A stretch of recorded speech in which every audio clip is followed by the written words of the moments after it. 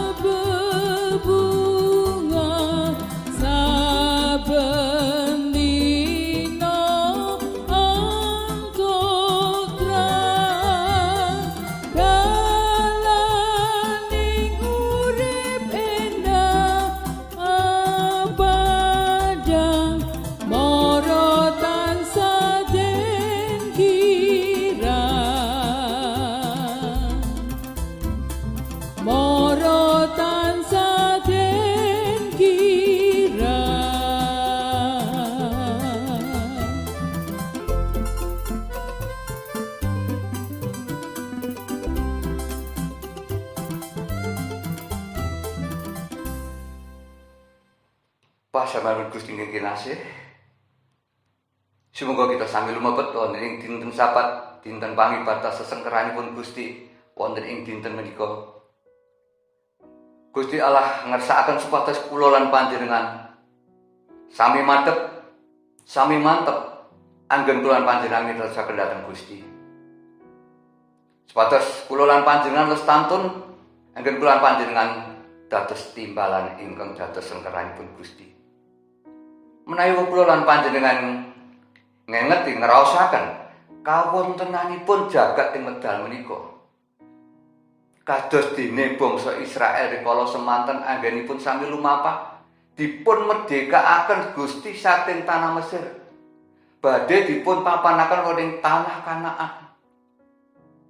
Piyambakipun sampun ngrasaken kamardikan tinuntun dening Gusti sehingga ngantos lumampah dumugi ing Gunung Sinai.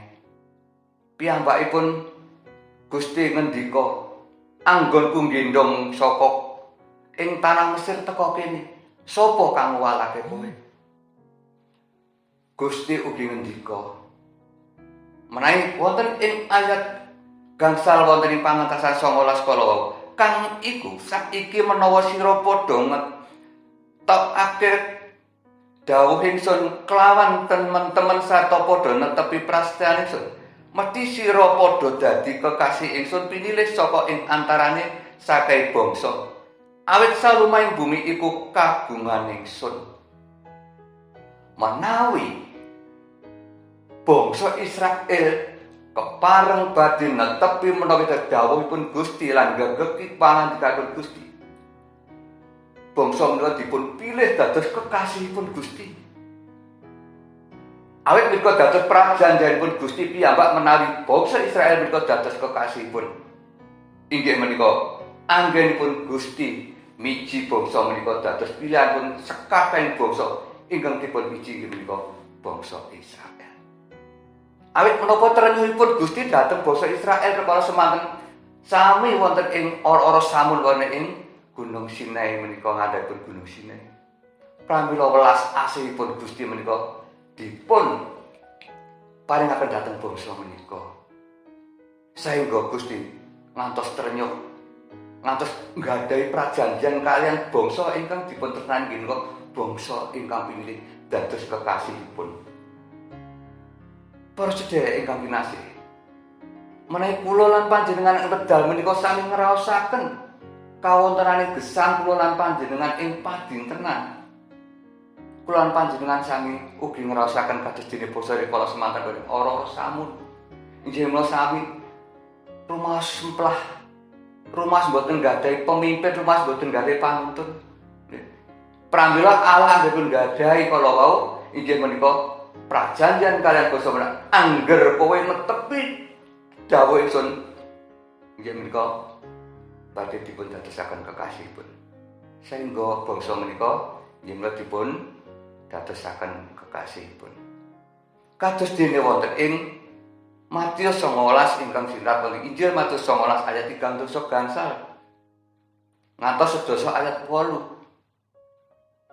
Anggenipun Gusti ndrajah wonten ing tanah Galilea.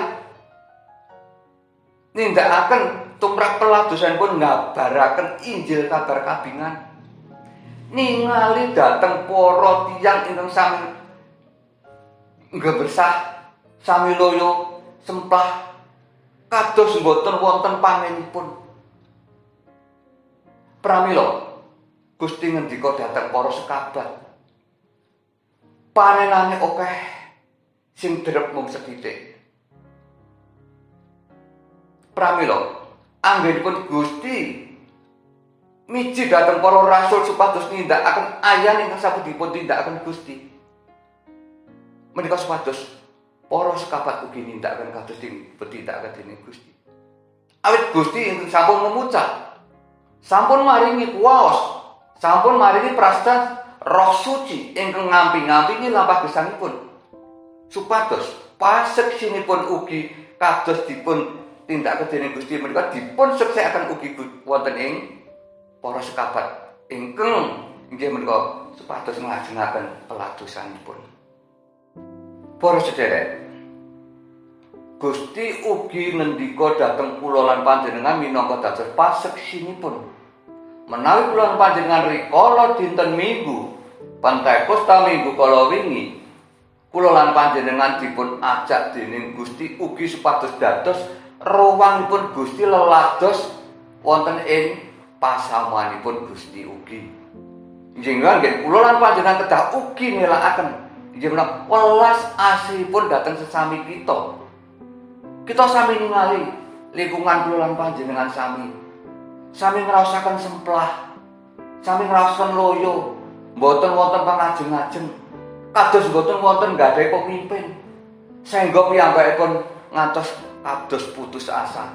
Kados dene nggih menika mendo ingkang boten nggadahi panen. Mongko Gusti ngersakaken dhateng bangsanipun taksih ketriwan.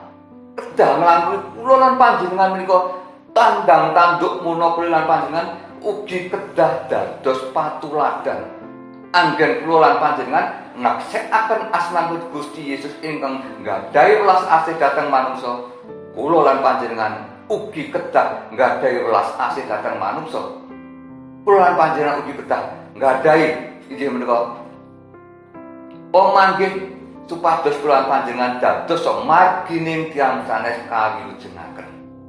Pramila para sedherek ing kinasih, panci awrat nanging Gusti ngersakaken Gusti boten nikakaken dhateng kula lan panjenengan sami. Menawi Gusti nimbali kula lan panjenengan dipun agem dening Gusti, Gusti tansah picanten wonten ing gesang kula lan panjenengan sami wonten ing pacintenan kula lan panjenengan. Pramila sumangga kula lan panjenengan sami budidaya nindakaken peladosan supados kula lan panjenengan ugi nggatosaken udawi welas asih dhateng tiyang sanes. Gusti berkahi.